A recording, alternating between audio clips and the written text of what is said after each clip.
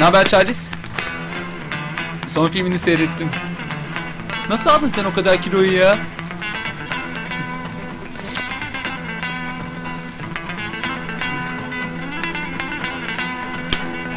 Kolay gelsin. Sağ ol. Ben acaba ne giyeyim diye bakıyordum da. Ben olsam kesinlikle kilolarından bahsetmezdim. Ne derdin peki? Önemli olan senin ne diyeceğin. Gel istersen deneyelim birlikte. Hadi. Pardon. Selam. Selam. Ne haber? Ne haber? İyiyim, senden? İyidir. Hafta sonu ne yapıyorsun? Olmaz. Peki sağ ol. Dur, o anlamda demedim. Böyle başlama. Onu en sonunda söyleyeceksin. Tamam, bir saniye. Bora kes şunu. Ne var ya? Aha, merhaba.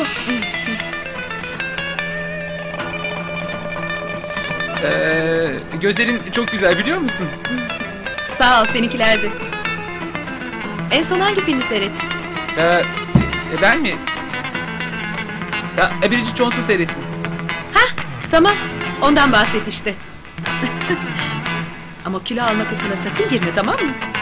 Tamam. Sağ ol ya, bu prova çok iyi oldu.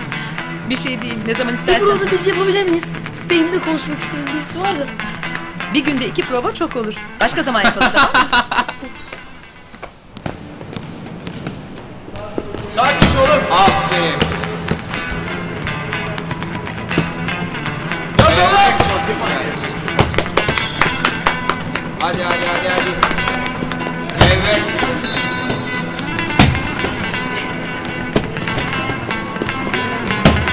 Güzel.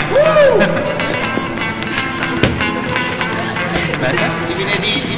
ne haber? İyidir senden. İşte. Senin gözlerin çok güzel, biliyor musun? Teşekkür ederim. Seninkiler de fena değil. Ciddi misin? Gerçekten. Evet. Seninkiler de fena değil. Siz ne yapıyorsunuz burada? Hiç ya. Folklor kursunun başlamasını bekliyoruz. Evet, çok Ya ben de güzel. futboldayım işte. Biliyorum Del Bosque. Dağılma. Bakıyorum futbol hakkında çok şey öğrenmişsin. Sayende. Tamam, bugünlük bu kadar. Neyse ben gideyim o zaman. İyi tamam, sonra görüşürüz. Görüşürüz.